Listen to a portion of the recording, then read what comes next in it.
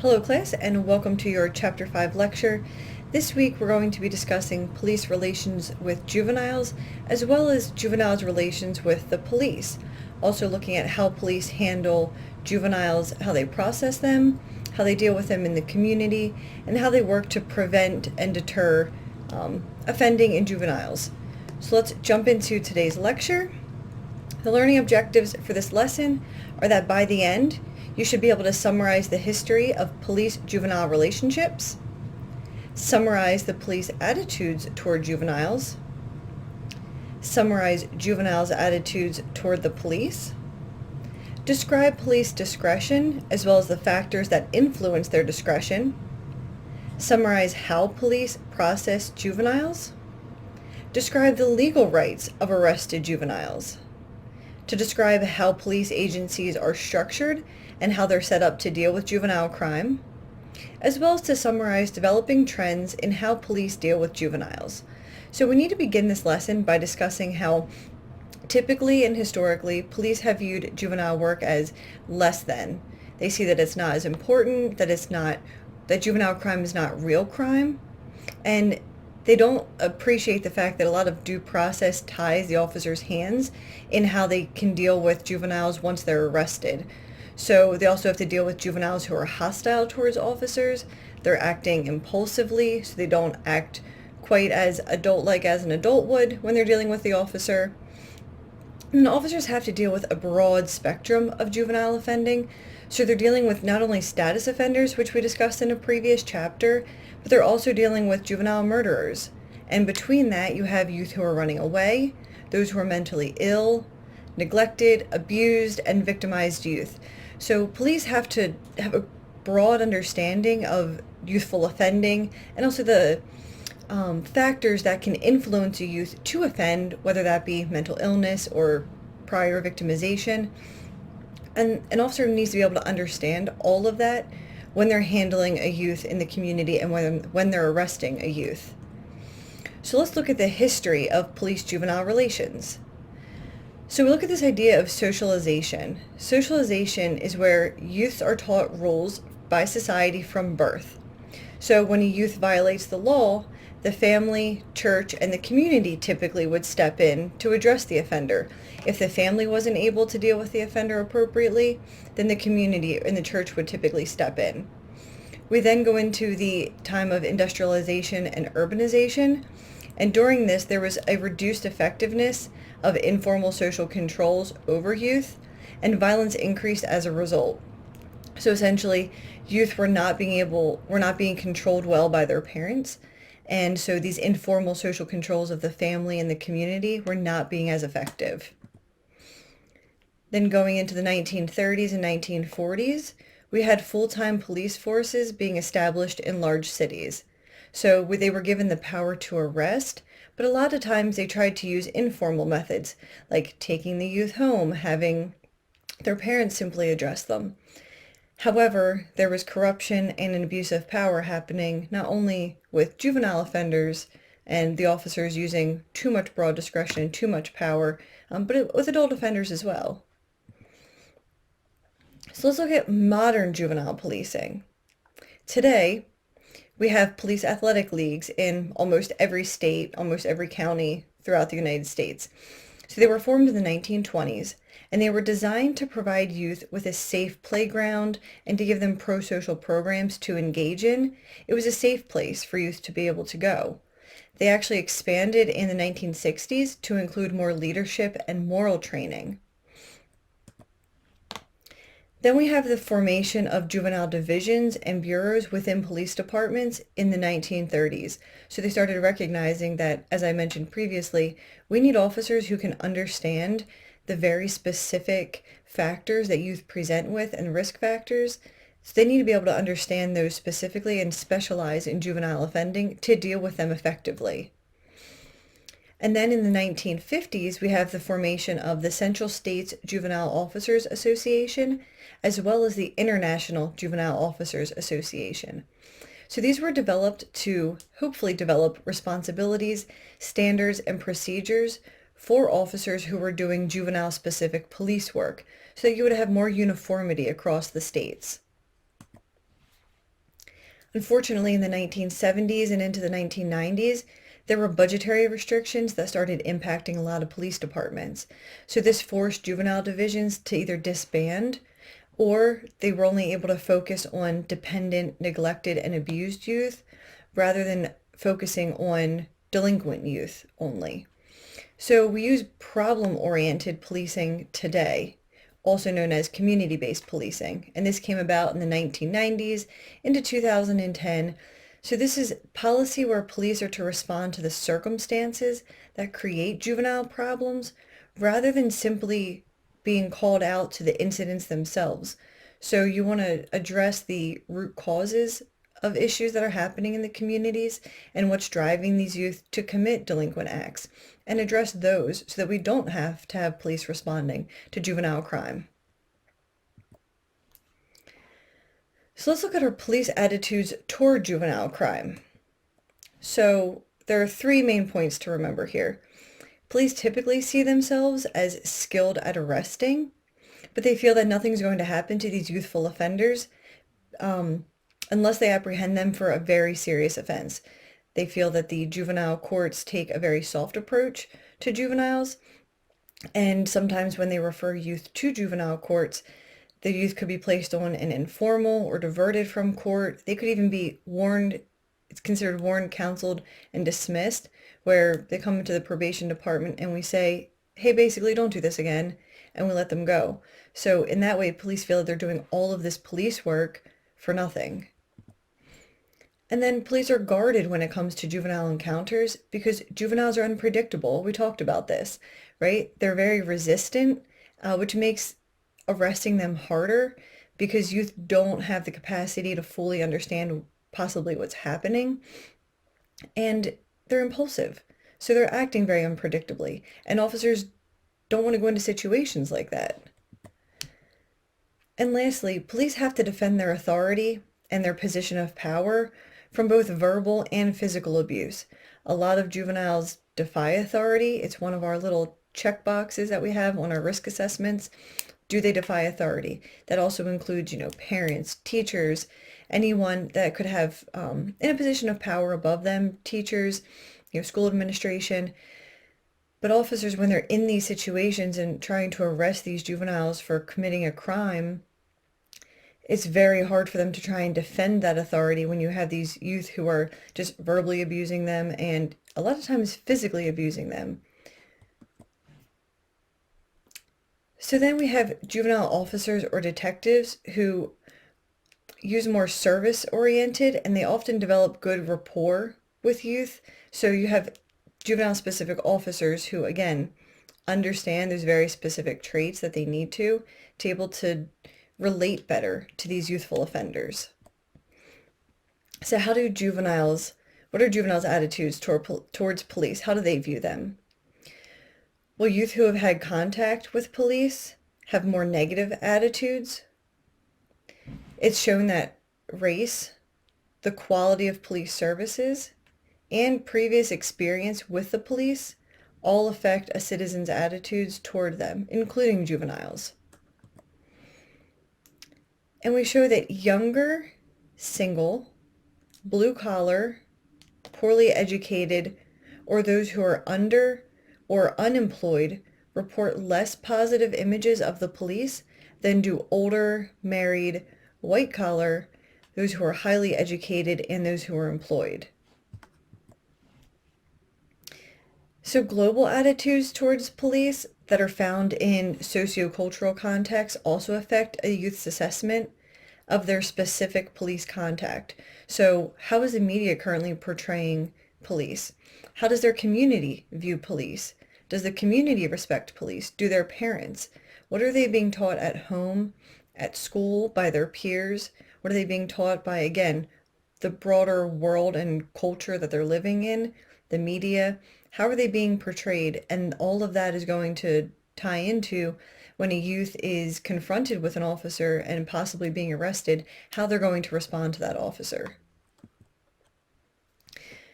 And then we know that younger children, those who are Caucasian, girls, and middle to upper class youth typically have more favorable attitudes towards police than when you compare that to their counterparts being older children, African American or other minorities, males, and the lower class. So police discretion, probably one of the biggest issues that has been in the media recently, right? Police discretion is a choice that a police officer needs to make between two or more possible options of handling that situation. And they use their discretion to choose which option they think is best. Police discretion must be professional, but it's also personal. The interactions you've had with the community members as a police officer are certainly going to impact how you're going to handle that situation.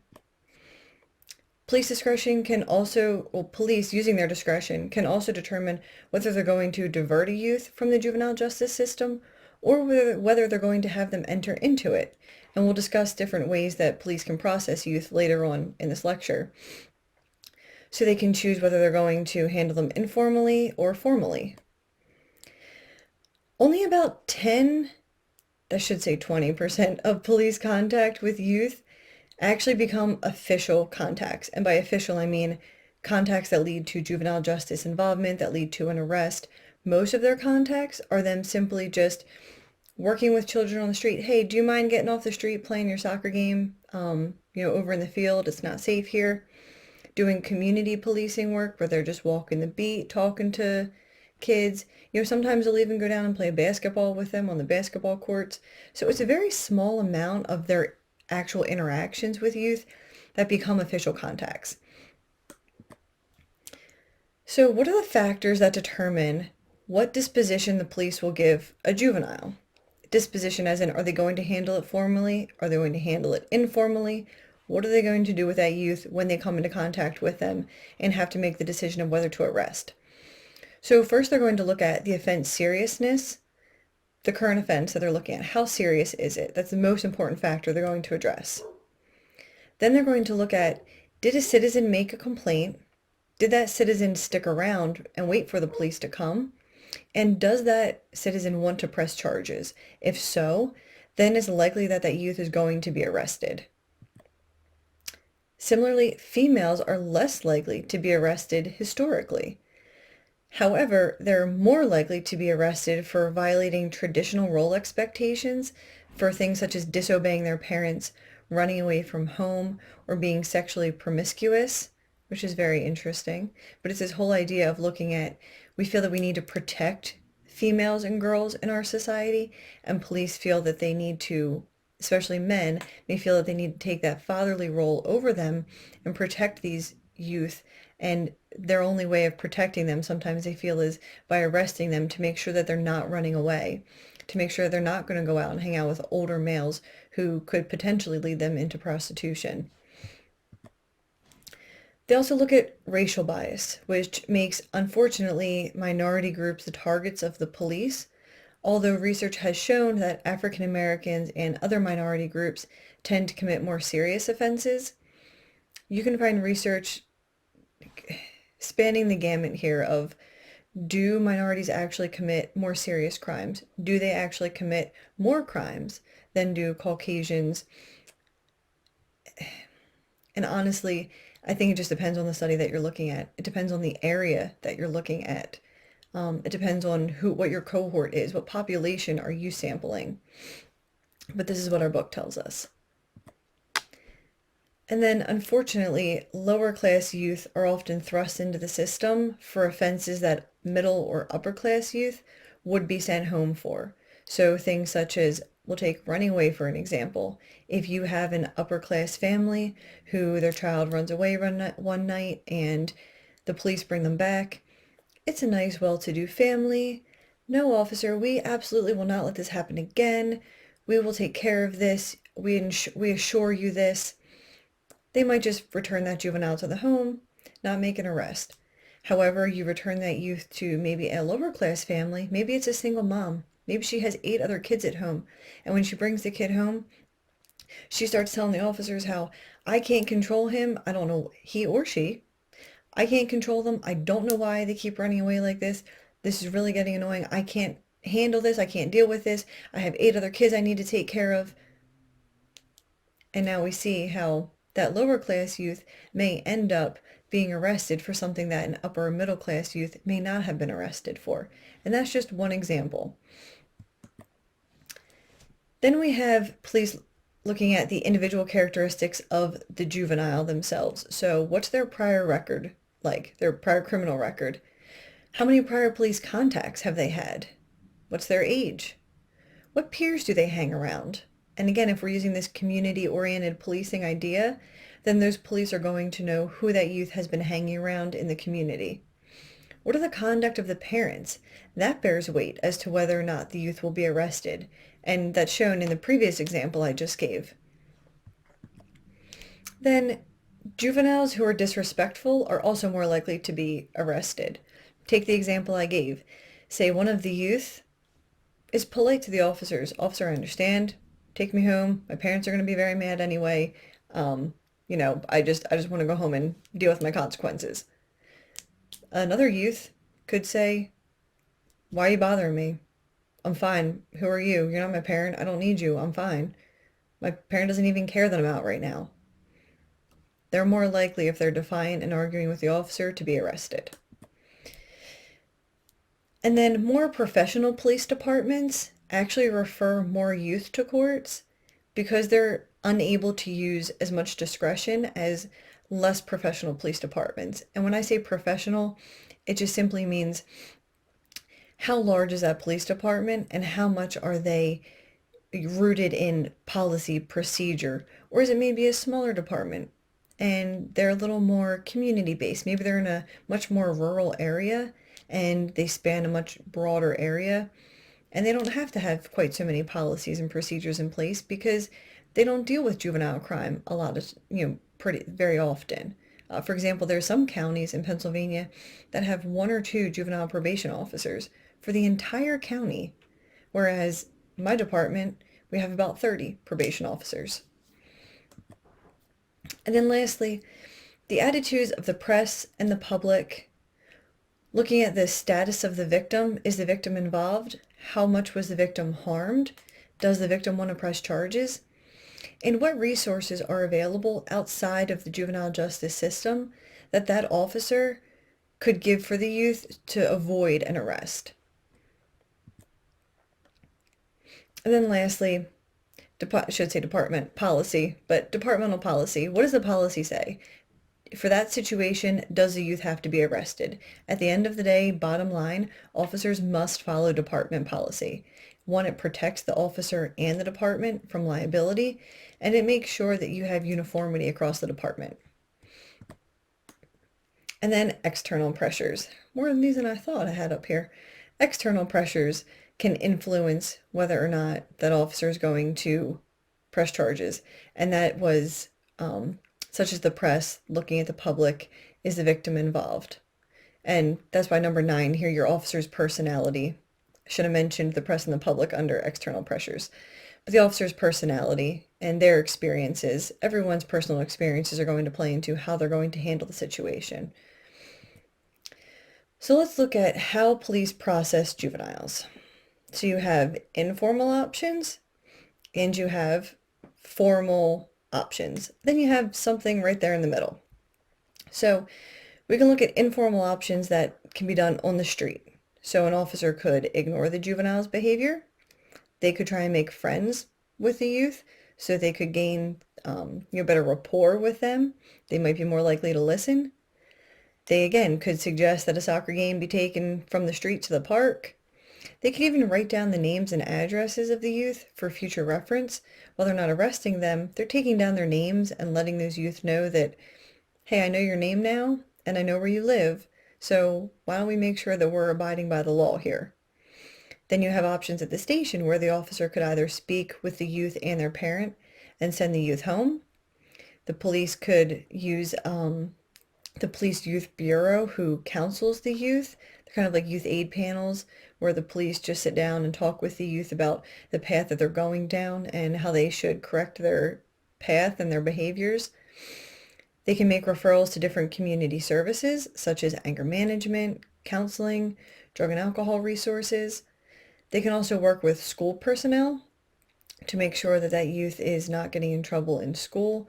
Again, youth spend a majority of their day in school, so those teachers and school personnel are going to know a lot about that juvenile, as well as who they're hanging out with. And then finally, they can contact probation for informal options that probation has.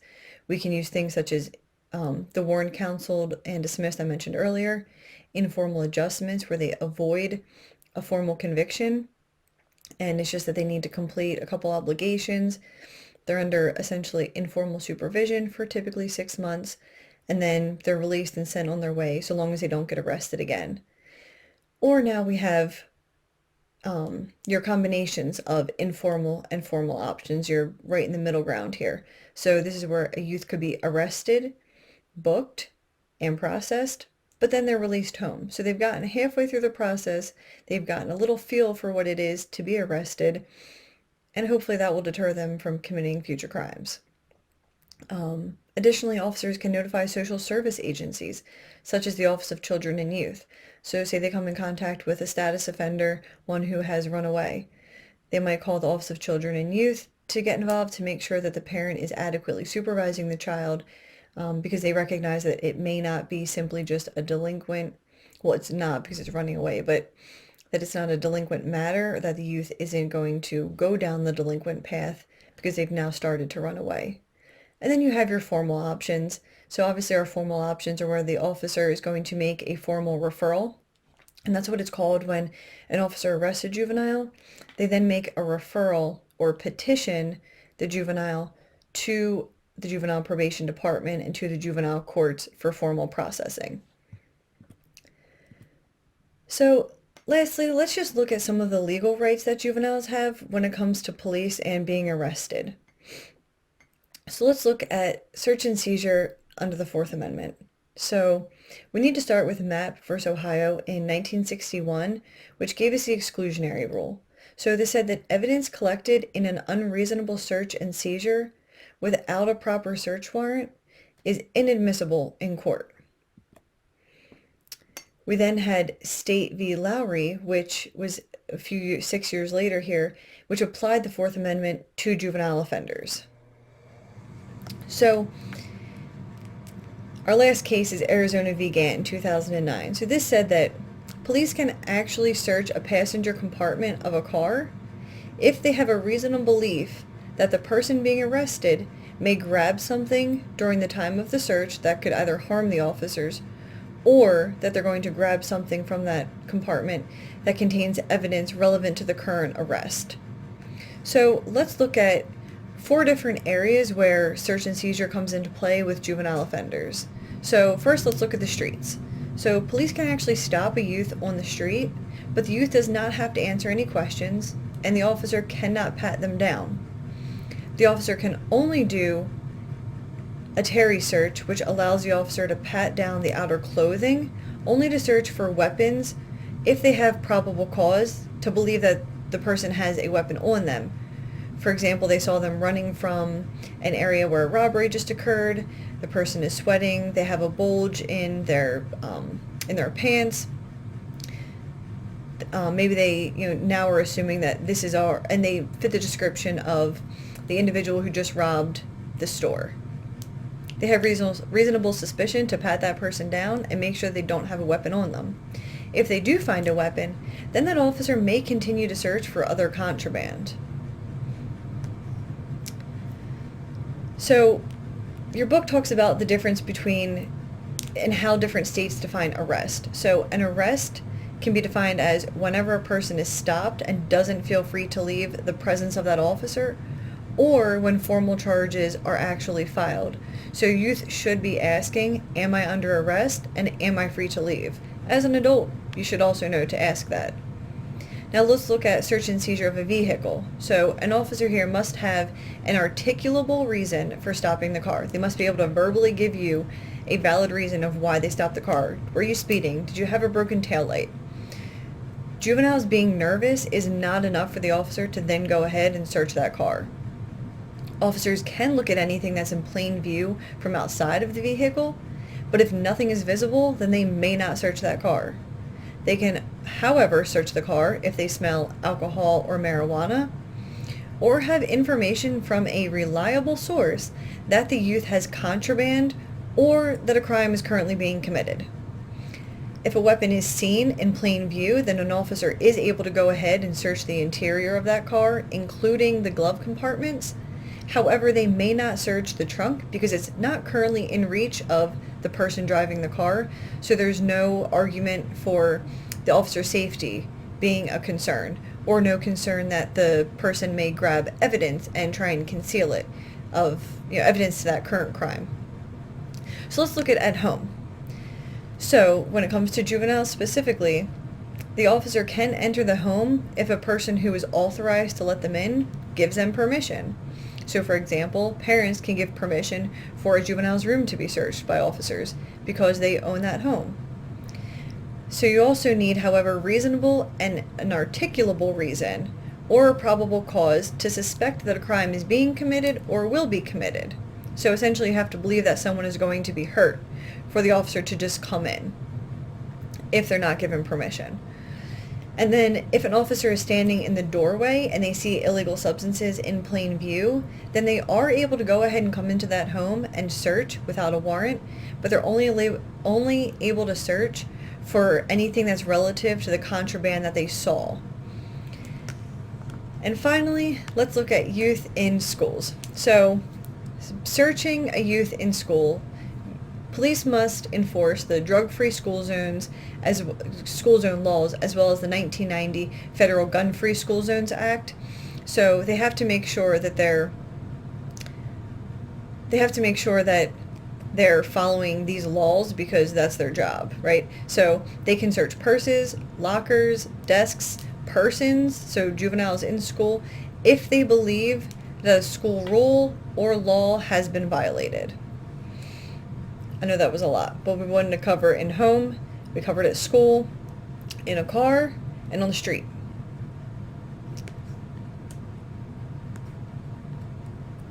All right. So, let's note here though, however, in schools, because of New Jersey versus the initials TLO, because it was a juvenile, we don't give the name, this case defined the legality of school searches in the fact that they don't have to have a warrant or a probable cause that a crime is being committed. Again, because they're enforcing these drug-free school zones and these federal laws, they can search those items and the person of the juvenile themselves. So looking at interrogation and confessions. So the Fifth Amendment says that no person shall be compelled to be a witness against themselves. And the 14th Amendment says that no person should be deprived of life, liberty, or property without due process. So therefore, juveniles must be read their Miranda warnings just as adults are. And juveniles have the right to an attorney during questioning. So in Haley v. Ohio, case said that the age of the juvenile, the duration of the questioning during an interrogation, the absence of counsel or a parent can all play a role in the constitutionality of how the confession was obtained. So essentially, you have to make sure that the officer needs to make sure they're taking all of these into account and allowing for that youth to have either a parent or attorney present when they're questioning them. In Fair v. Michael, this applied the totality of the circumstances approach to juvenile interrogation. So essentially just building on Haley v. Ohio, saying the officer needs to consider all of these factors of the youth in their questioning. So some states, again, require that a parent or attorney be present for questioning, and some states actually require that that questioning take place in an area other than a police station. Sometimes that would be the juvenile probation departments. They may have agreements with different community buildings or services that they would go to informalize this conversation so the youth does not feel so, can't find the word, but just so the juvenile doesn't feel that they're, a criminal. And then looking at fingerprinting. So some states actually require a judge's permission before a youth can be fingerprinted by police. And that judge can actually control who has access to those fingerprints. In other states, The police control that policy of whether or not they're going to fingerprint a juvenile who's arrested. I can tell you in our county, at least in Montgomery County, that every youth must be processed, and being processed means having their fingerprints taken. So in Davis v. Mississippi in 1969, this case said that fingerprints taken by police during an arrest cannot be used as evidence. So let's get into lineups and photographs. Let's look at lineups first. So for a lineup, the offender must have an attorney present at the initial identification lineup. In United States v. Wade in 1967, this case said that the accused does have the right to have counsel present even at a post-indictment lineup. In Kirby v. Illinois, that the above right goes into effect as soon as the complaint or the indictment is issued. So as soon as formal charges are filed, this now goes into effect. The idea here is that you have to have the attorney present so that the offender knows that they're not being prejudiced, and a single suspect lineup would prejudice the offender because the victim may just assume that it's the assailant because it's the only person that the police are showing them, even if that victim never saw that person before. So then photographs, we have the same concerns, right? So showing only one photograph to a victim is prejudicial because, again, they may just pick that person out because it's the only person they're being shown. And then photographing juveniles, it's been found at the time of questioning, can bias and stigmatize them. So in this way, police typically review photos of juveniles or, any suspect that they've encountered. They keep files of that, and they'll review them from time to time when they're looking for a suspect. So it's possible that they could end up picking a juvenile out solely because they've seen that photo too many times. All right, so let's look at, we're getting close to the end, I promise. Let's look at the police and prevention of juvenile crime. So we have 3 different ways that police hope to prevent juvenile crime: in the community, in school, and hopefully with gangs. In the community, the idea is that they want to cultivate good relationships with the youth and their parents, have good relationships with the community in general, with teachers, staff, and local organizations, as well as the juvenile court. So special units for different areas of juvenile offending have actually been created, whether that's gangs, missing children's, juvenile crime, child abuse. They'll have actually special units within the police department to focus on those areas. Then looking at school-based prevention, so officers hope to reduce delinquency with effective delinquency prevention programs that they're teaching in schools. These can be things on school safety, drug and alcohol abuse. One of the most well-known ones is DARE. However, your book will tell you research has shown that this program is ineffective at best, yet it continues to receive funding somehow. There's such a wide nationwide support of this program. It sounds so good, but it is not effective. So we also have SROs, which are your school resource officers you may be familiar with. Other school districts have CIS, or cops in schools, and they're simply there to address delinquent related behavior in the schools, things like weapons, drugs, fights. And then looking at our gang-based intervention and prevention. So gangs increased dramatically in the late 1980s. So a lot of the major issues we have with gangs are drugs and violence. So officers created these youth service programs, which are designed to deal with the specific gang problem. However, those officers also continue to perform their regular duties, and it's not a permanent unit or like a permanent detail. It just pops up when there's a specific gang problem to deal with. You can then have a gang detail, which is where officers are assigned specifically to gang problems and they don't work on any other assignments. These are still not permanent though. And then you have gang units, which are permanent, formal units specifically set up to address gang issues. So last but not least here, how do we formalize, or how do the police formalize their referral programs? Well, one police chief said that first you need to look at how many at-risk youth actually require referrals in your agency.